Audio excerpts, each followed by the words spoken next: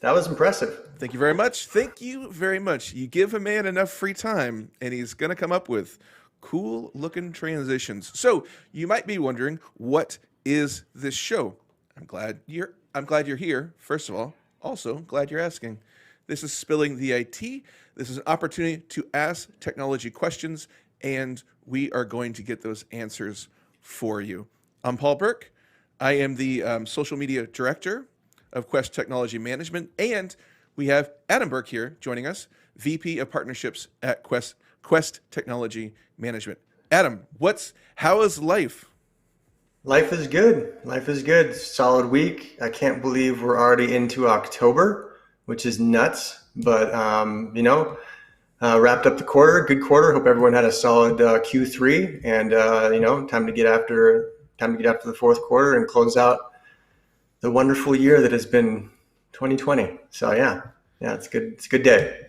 So speaking after getting after it, Adam, people might be joining us right now and thinking, "Oh, this was going to be the weekend that Tim Burke, CEO, big Kahuna of Quest, was Yeah, going to join us." Well, yeah.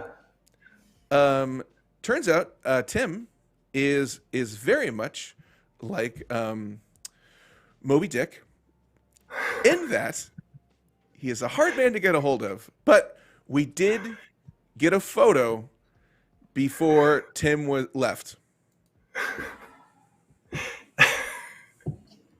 That's nice. Very good. Very good. That's he's gonna appreciate that a lot. That's good. He's very accessible to all of our partners and clients, of course. It's Yes, just Paul can't seem to book him. So, you need to get accessible with to your agent. everybody. Accessible to everybody. Open However, door policy, open door policy, and Paul can't book him for a podcast. So, well, yeah, we'll get that. yeah, no. This is a moment of Tim Burke coming out of the water, talking to everybody else, and then going away before being on this live stream. But I'm excited. Solid. Yeah, we will get him within the next couple weeks. Very excited about that. But today, also equally excited to have Adam here.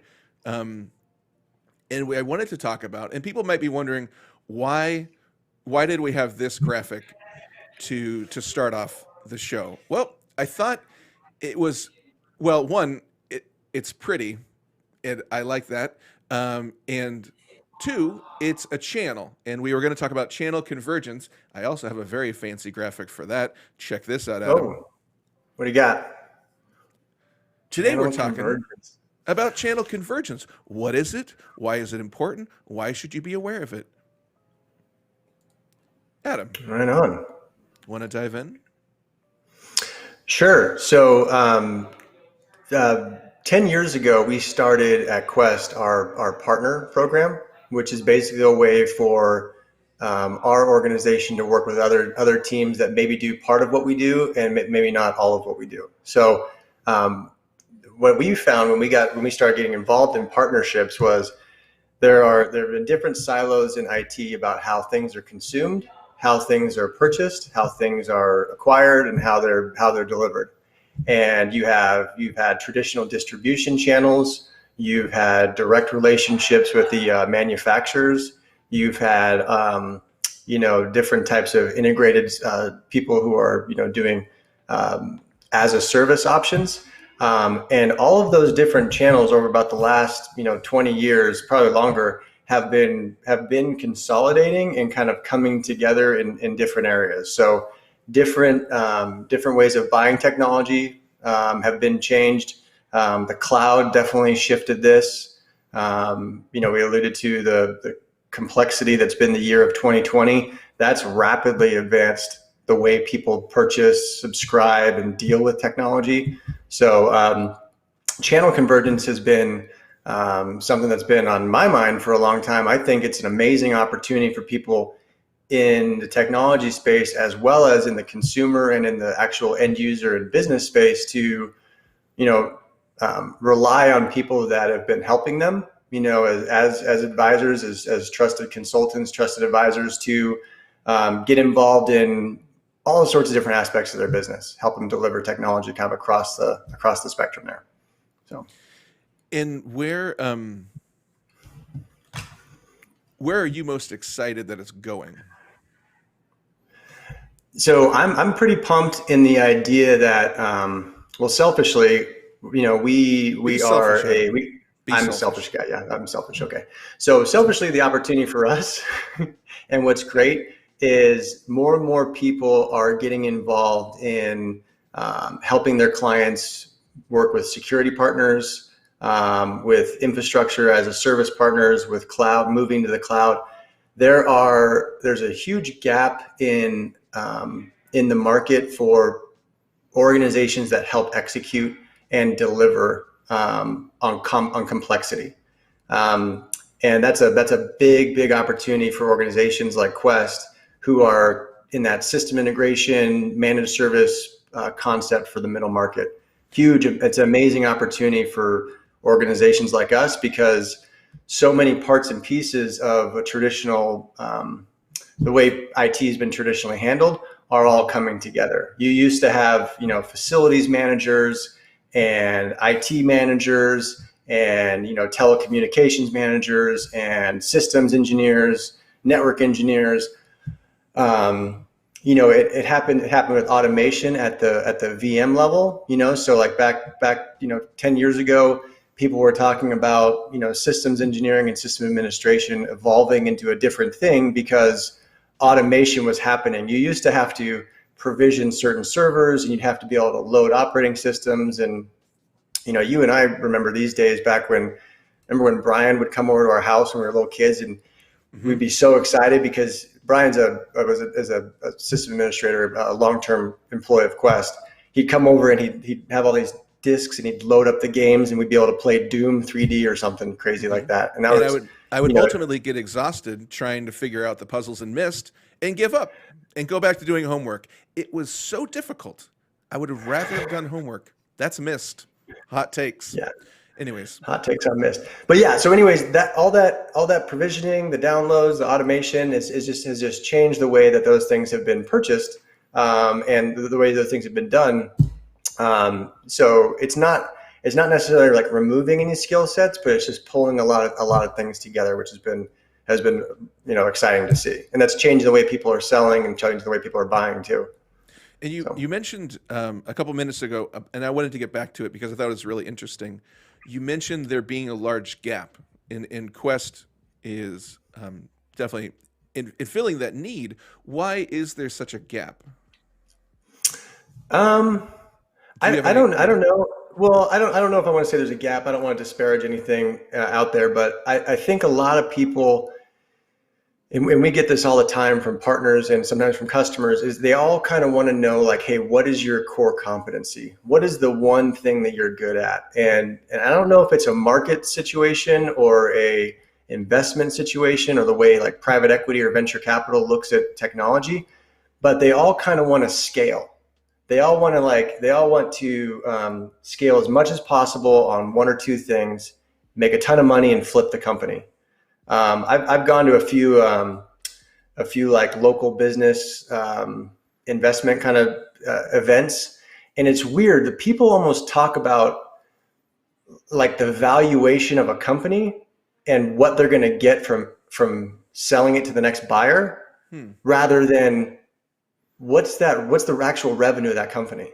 Like they talk in terms of I'm gonna flip this company, as opposed to what's that company actually doing for the end user. It's a weird dynamic, because at Quest we're very focused on what problems are we solving, what are we able to support for our end users, how do we successfully bill for our expertise and our time, and then how do we grow organically. A lot of what I see and what I think a lot of people sometimes focus on is, well, I need to become very good at this one thing, sell it to a million people, get a valuation that's high, and then flip it. I mean, you see this in the telecommunications industry, you see it in the security space. I mean, you go to RSA, there's so many security vendors, so many endpoint protection options, so many different SIM providers. I think they were selling space in the hallway at RSA last year for vendors. I mean, it's just the amount of money dumping in, chasing after the same dollar is crazy. So when I say I think there's a gap, where we're really successful is taking those complex situations, those multiple pieces of the puzzle, and helping organizations deliver, a kind of a diverse set of needs. Some people in the channel refer to us as I think it was Robert Hayes at Exemplify Group out of Texas. I think he was the first one to coin this for us. It's a fun term. It might have been Chris. I don't know, but he calls us the Swiss Army knife of the cloud. He says, you guys will come in as the Swiss Army knife of the cloud, and hey, it's this type of solution, it's monitoring this. They punch us in there as that delivery partner who will come in and help square it away. So, yeah. I was just going to say it sounds a lot like a Swiss Army knife, but I guess I'm not. You're late to the party, man. That was either the... Chris or Robert. I forget who that was. I think it was Robert. Yeah. Well, Chris or Robert, equally as brilliant as myself when it comes to phrases. No. Yeah. Are you finding so? Are companies surprised when they do approach us or they're working with us that we are the Swiss Army knife approach because they're so not used to that? Or are you noticing more? It's becoming more common and more like accepted. Um, we'll take what we can get as far as engagement when it comes to people coming to work with us. We always want to help people, where they're ready to engage. So as they become aware of our different capabilities, it's always fun. I joked one time, I think on a post or something like that, about how frustrating it can be after you talk to someone for years about, yeah, we do this. Yep, we do this. Hey, have you ever thought about this? And it's never really relevant. It's never really relevant until it's their idea, and that's cool. And that's just the way it works. So, our job is to make sure that, and what I think our team does a really great job about is maintaining the execution on the back end around having the ability to address the need when it comes up. So that's something I always, a trick that I use to make sure people are aware of that is our incident response team. Like, you can't have an incident response team to cybersecurity threats if you don't have your stuff wired tight and your ability to react to complex environments quickly. And real quickly, incident response is for those watching, because people might be watching this on the replay and being like, this all sounds great. I don't quite understand it. So incident response would be. So incident response is the idea that something goes wrong, someone gets breached, someone clicks on something, and malware and virus basically starts affecting a company's systems. So it could be like a phishing attack. It could be a phishing attack. Phishing attacks, yeah, spear phishing attacks, some type of malware, some type of ransomware, right? There's a organization that we know in Northern California that just kind of went public with the idea that they're dealing with a nasty outbreak. I think they've been down for 2 weeks. And so what happens is, in order to be able to respond quickly to an organization that's been hit with malware or a virus, you have to have the flexibility to go in there and deal with diverse systems, networks, end users, all sorts of things, because you don't know what you're walking into. You don't know what you're walking into when you get into that situation. So, not to go with the military analogy, but there are different levels of capability when it comes to people who go into a fight, and there's things called force multiplier effects on someone who's trained. And you have basic people who have gone through basic training and know how to survive and fight.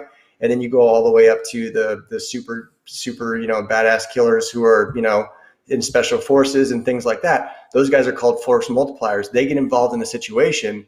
They know how to adapt. They know how to advance. They know how to deal with multiple things. So what I think our team does a great job, and what we're always looking for with people that come on board here is, do you have that ability to go into a situation where you don't know necessarily the outcome? You don't know all the parts and pieces, but you have the ability to execute on systems, networks, and security like vulnerabilities without knowing, hey, there's no book here necessarily. There's strategy, there's NIST standards, there's a way you evaluate challenges, but you gotta have your ability to execute wired tight, and that's probably our biggest strength. And that's where I always, whenever I'm talking to a customer or a partner, I always bring up the fact that we have an incident response team dealing with 3 to 4 issues a week typically, and jumping into that firefight with a lot of unknowns, and just kind of, you got to peel it back. You got to understand the landscape you're dealing with, and get involved. So Do you feel, and this is kind of going a little off the questions we were thinking about talking about today, do you feel that's why companies decide to niche down, I should say, niche down, when they I never niche say that down? word right. I don't I know that know, word. I always want to say niche, but I think it's niche. Um, Niche. Okay. niche. Yeah. Do you think that's why companies niche down so they can understand that topic, so they're not thrown off or they're not having to adapt? Like, I feel Quest is all about adapting to whatever the customer needs. Whereas, like, I Hmm. feel like a lot of companies that niche down might be more like, well, we kind of just want to do this one thing. And Yeah. yeah, okay. Yeah. No, I think there. I think there's a lot of drivers for why people choose to select 1 or 2 focuses. I mean, we'll get, I'll be involved in a partner conversation, and we'll say, hey, would you like to work on this type of an opportunity? Would you like to work on this type of an opportunity? And I've heard from people, no, no, no, I don't want my people distracted from this. I mean, like, well, yeah, but you can do this over here, and you can make some money over here doing this. Yeah, yeah. I don't want them distracted from this. So it could be a business decision on, no, no, I need to focus my resources on achieving this specific objective. I think it just depends on why does that organization exist? What are they there for? What do they believe? We believe there are millions and millions of opportunities and people who can help us, and people that we can help all over the world. Some organizations believe that there's a finite amount of resources, a finite amount of opportunity, and they have to go compete and fight for that piece of the pie. Cool. There's millions of people who believe that. Go do it. We just kind of have a different approach, and we just think, hey, I don't think there's an organization out there that there's not something that we might be able to help them with. And when they're ready to accept that help, or they want our help, we'd love to engage and support them. But also, to your point, why does that organization exist? And that's critical for people to know. If they're like, I went to that when I was talking about that investment group that I went to. It was like a small group. It was in Sacramento, and it was just strange. It's like the organizations existed to get investment dollars. And that just seems so foreign to me. And I guess that's probably, a lot of people deal with that, but it was like they existed in order to manipulate a multiple, to play some type of a financial arbitrage game, to flip to the next level. It was like they were playing a video game, and they're like, well, I gotta get to this level, and I got to get this private equity investment, and I gotta get this thing to flip up. And they kind of kept playing this Lego stack game. I just didn't understand it. So I think some organizations exist to be acquired. There are organizations out there like Amazon and Google and Microsoft and Cisco and VMware, who are the behemoths, and they have acquisition teams that just gobble up people who find something that works. The economy and that kind of thing it's set up as a way. Our market is set up as a way to let a lot of people experiment with tons of different things that might work. 90%, probably 95% of them are going to fail and die, but the 5% that make it through the gauntlet get bought. Have So if you want to charge the beach and be one of those 5% that makes it, cool. Chances are you're going to be the 95% that gets clipped. So that's where I think what's cool about. Yeah, sorry, that was probably a little too graphic, No, no, but Adam, I know exactly what you're talking about. I've seen the movie Live, Die, Repeat, also known as Edge of Tomorrow, but rebranded as Live, Die, Repeat, which I don't think businesses really work that way, that you get to start the day over. But I get what you're saying. yeah. Um, movies, that's how I connect. Um, oh, I had a question. Oh, that's what I was going to question. That's what I was going to ask. Have have you found companies who are frustrated or a little surprised that they're working with somebody who is acquired, and how that changes the dynamics for the company, that they're working with somebody and that company is acquired, and then all of a sudden what they're able to accomplish or do is a little shifts. Yeah. Yeah. I mean, it kind of sparks a little bit of uncertainty, and everyone kind of likes things to be predictable. And there's books like "Hey, Who Moved My Cheese" and stuff like that. No one likes it when something changes. I mean, right now, the world everyone's living in right now. 2020 just keeps coming with the hits, right? So Mm-hmm. like, things keep changing all the time. It stresses people out. It's not any different in the business community of, hey, someone went through an acquisition. Okay, shoot, what does that mean for, my relationship to that company? What does that mean for the people I've been working with? What does that mean for, what was it? I think CenturyLink, they went through a purchase, and then they just went through a rebranding. I think they're Lumen now. What does that mean? Windstream and all those kind of guys have gone through things. And, VMware is Dell. Now they're not Dell. Now they're Dell. Now, that kind of stuff. Like there's shifts in how people, deal with what they're going to buy, who they're going to work with, how they're going to acquire technology. It throws people off, but it's also an opportunity for other competitors to come in and, differentiate a little bit. If you get a organization that gets bought by a different culture that's, more bean counters as opposed to, fast and loose with the funds, that changes the way they sell. It changes the way they buy.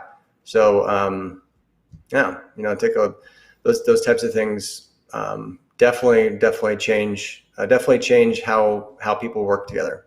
And have we, as Quest, has the organization run into companies who've come to us, said, "Hey, we were working with, let's say, company X, who was very niche and Mm-hmm. did this one thing for us. Oh no, they got acquired, and now they don't provide the same level of service.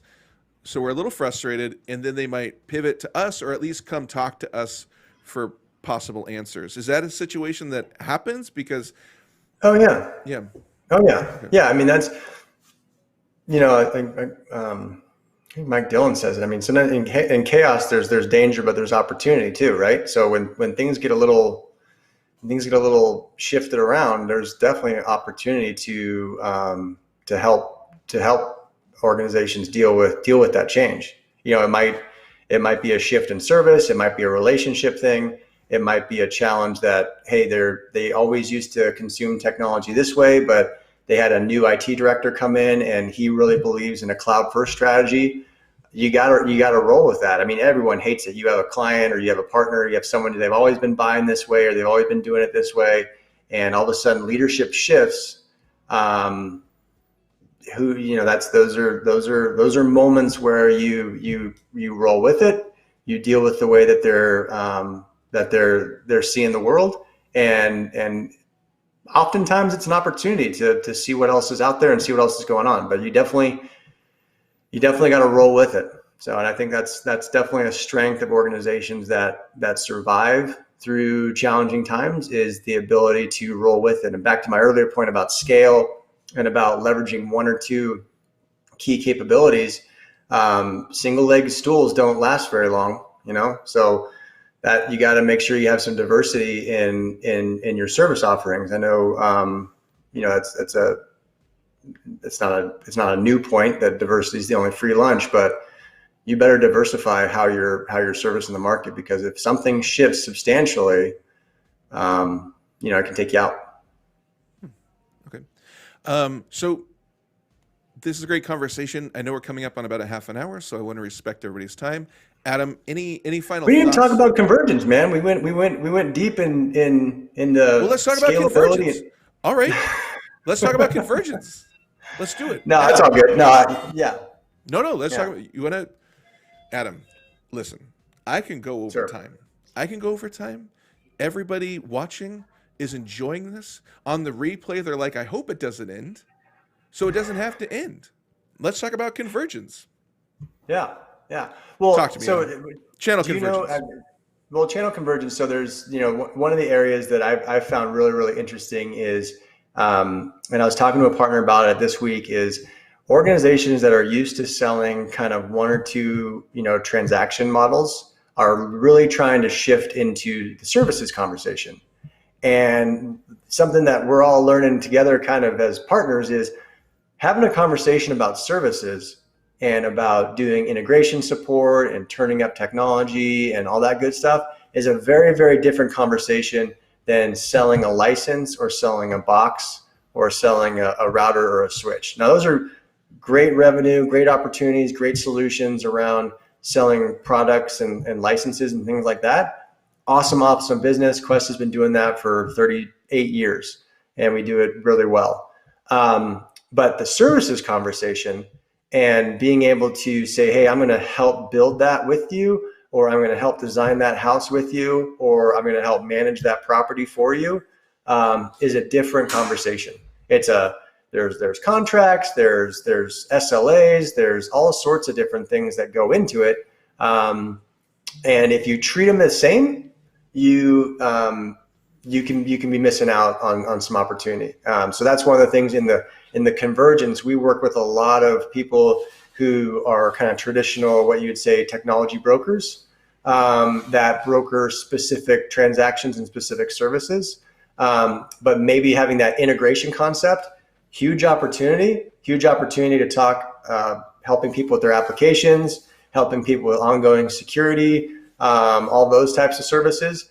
That's a longer dialogue that you kind of gotta be upfront and candid on. And here's one of the easiest things to sell and one of the easiest things to screw up is help desk.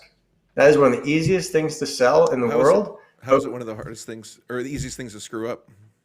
Well, it's one of the easiest things to screw up because you can make assumptions about what other people are thinking and what other people are expecting. And if you do that, and you're dealing with end users in a company and all of a sudden you're changing the way that they're getting support for things that are critical as their IT, mm-hmm. You're dead. You're dead from day one. So that is we've been doing help desk for a very, very long time. And that is probably the largest challenge that we see is in making sure that you're talking to folks about expectations and landing the plane in the right spot is probably, but it's easy to sell in the sense of, hey, how many people do you have, and what would you like us to do, and all that kind of stuff. But if you go after it with a transactional mind frame, it can be a challenge on the road. I feel like that's with all services actually. I feel like one of the best reasons to work with a team that is all about convergence is that they will ask those questions, because a team that's dealing with convergence, a team that's dealing with so many different aspects, realizes you can't make assumptions, that you have to ask for those very specific answers. Have you found that to be true? Well, I have, and actually, there's a partner we work with named James Thornburg. If you're on LinkedIn and you're in the channel at all, you know him as the cold call dial video guy. He's got tons of followers. Really, really funny dude. And he records himself on these cold calls and some of the funny stuff that happens on them and how he gets hung up on. And he has this thing like, "Can I have 27 seconds of your time?" Funny dude. But he did a great job this week. We had an opportunity together. We were doing a on-call technical support agreement. We basically got the thumbs up from the customer, but he went back and he said, "Hey, Adam, need to clarify this expectation before we jump into this. Just make sure, let's go back and just double check to make sure that this client is expecting, this type of service response, this type of resource like coordination, and make sure that's what's coming in from Quest and everybody's on the same page." And I was like, dude, I am so happy that you asked that question and that you followed up on that. Like that was. I mean, I just shout out to James for doing an awesome job in qualifying and helping with a service option this week. It was really cool to see that, and very, very refreshing that a partner would have that foresight to get that done. So simply asking the question sometimes really important. Well, because I think there's a fear out there that, hey, if you ask the uncomfortable question and ask someone to clarify, we talked about. Well, this ties into when you were talking. Well, about when you bailed on me last week, for the podcast. Adam, I was under the weather, so blame the germs. All right. Um, so we're like, is that like that getting naked book, asking the uncomfortable question, like, hey, I just want to reconfirm, just want to make sure, just want to, double check that this is the expectation. Yeah, exactly. He exemplified that, which was really cool. Well, I think the beautiful So, thing too about asking a question is that it communicates to the other person that you are sincerely interested in understanding, hearing and understanding them. I think a lot of times we speak, but we don't know if we're heard. But if the other person on the other end is asking follow up questions, then they mhm. really want clarification and to be heard. And I think there's a lot of gratitude in that and appreciation. Yeah, I mean that's the best way to that's one of the best ways to understand and actually connect with somebody is have that active listening concept. I hear Because what you're saying. oftentimes you'll be sitting there, yeah, like that little affirmation right there. There you go. So you affirm what you get what you're saying. Yeah, I hear no, what you're that's saying, good. Adam. But also the idea of you just threw me off, man. I had a great. Oh, there you go. So waiting for your chance to talk. If you're waiting for your chance to talk, you're not actually listening to the other person. So that when you ask that question, it automatically kind of gets you a little bit closer to inside the the room of where the actual decision is being made. So, yep, yep.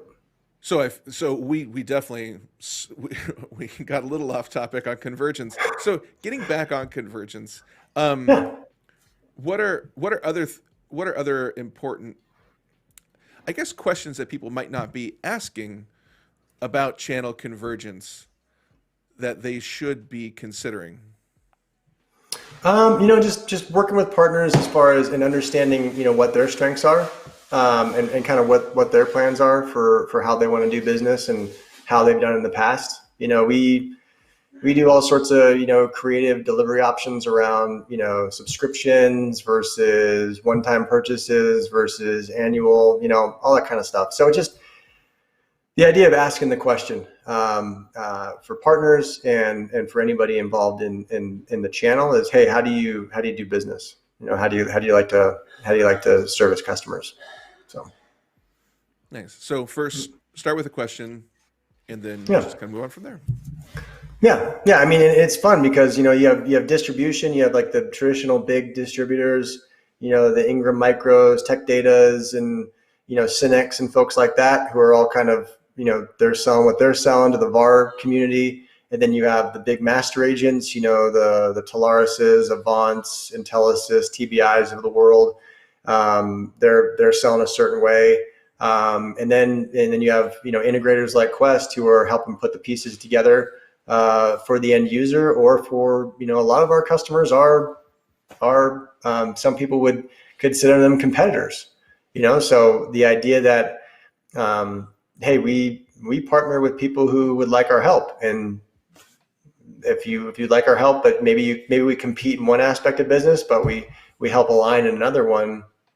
Again, for us, that's just a diversity aspect to our business, and people asking for help, we're here to help. So, asking those questions, how do you put it together is good. So, Nice. good Awesome. deal, man. Adam, great answers. Oh, you got applaud? That's like the fake NFL background music right now, or background stand noise. Yeah, Which Adam, I'm trying to figure out, is that tied into artificial intelligence? Like when they score a clapping. touchdown? Well, yeah, the clapping, because I feel like sometimes it gets louder, when they score a touchdown or something. Or is that just in my head when I'm watching, the Niners or something? And they're, did you notice that? Yeah, they do. They do play it louder. Also, have you noticed? Is there just a And dude sitting up in the media box like with a knob or like turning it? Or do you think they probably wrote an application? I think so. Am I crazy? Have you noticed that if a penalty goes against a team and it's their home stadium, they kind Mm-hmm. of pump in some booze? Yeah. There's like they have like disappointment background, relative excitement background, nervous Yeah, back. Like, I feel like that's it's somebody's plugged in. job. You're 100% Yeah. right. That's somebody's job up there in the booth who's like, I feel like the applause need to be a little higher. That was a 40-yard completion. Yeah. Yeah. So, You know what, Adam? but good, It's all about. nice applause track. Nice applause track, Oh, though. That was thank you good. very much. Thank you. And I can cut it off whenever I want. Nice. Um, It's all about convergence, Adam. Technology convergence. I'm sure back in the day, there were many people responsible, one for applause, one for booze, and now technology, Adam, one person can do all of that in the tech booth. Mm-hmm. I'm trying Mm-hmm. to tie everything together. Yep, I'm solid. Thanks. Any final thoughts about like convergence, channel convergence, all the things? Sorry, I don't. No, We can absolutely talk longer, Adam. I no, don't want to I'm rush you good. for convergence. I'm out of coffee, so I'm good. I appreciate it. I think Me we're good. too. Me too. Yeah, yeah, Um, quick, quick, quick Q&A, Adam. What are you watching? yeah. Dude, actually have a show that I'm excited about, and I'm very very late to the party. It's 3 seasons in, but Yellowstone with Kevin Costner, Oh, I man, heard that's good. yeah, yeah. Watching it on Peacock, which is NBC's free streaming app that they're going to get everybody addicted to and then start charging for. So yeah. Is it free? It's free right Well, now? right now, until you develop a habit, and then they'll charge you for it. But I'm just Just cynical.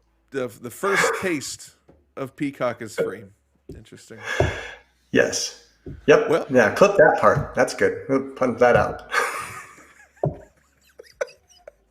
so I will say real quick, it's not a TV show, but it is a video game. I'm playing a new game called Hades. It's fantastic. You're the son of, you know, you're the Hades son. What? of Hades. Yeah, you're the son of Hades, and you want to escape. You're tired of being down there. You want to make it up to Mount Olympus. So it's a very fun game. You die a lot, but boy, it's one of those games that's so well designed that you don't mind, and you keep going back for more.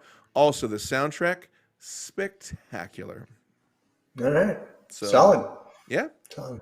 it's Yeah. available on PC and Switch. Maybe Xbox and PS4. I don't know. Hmm. Yeah. Hmm. Hey, someone we grew up with actually got a job at Epic? Yes. Yeah, I Did you talked see to him on that? LinkedIn for a little bit. Mhm. Oh, did you? I was like, dude, that is a sweet gig. Pretty It's good. like, it's because yeah, video games. Yeah, it's pretty cool. So, anyways, sidebar. Yeah, Sidebar. close it out, Paul. Well, thank you so much, everybody, for coming. This has been Spilling the IT. That's Adam Burke. I'm Paul Burke. Again, if you have any questions about channel convergence, leave them in the comments. We will be sure to answer those in future shows. But until next week, Adam, have a great weekend. All right, thanks. Thanks, everybody. Have a good one. See you later.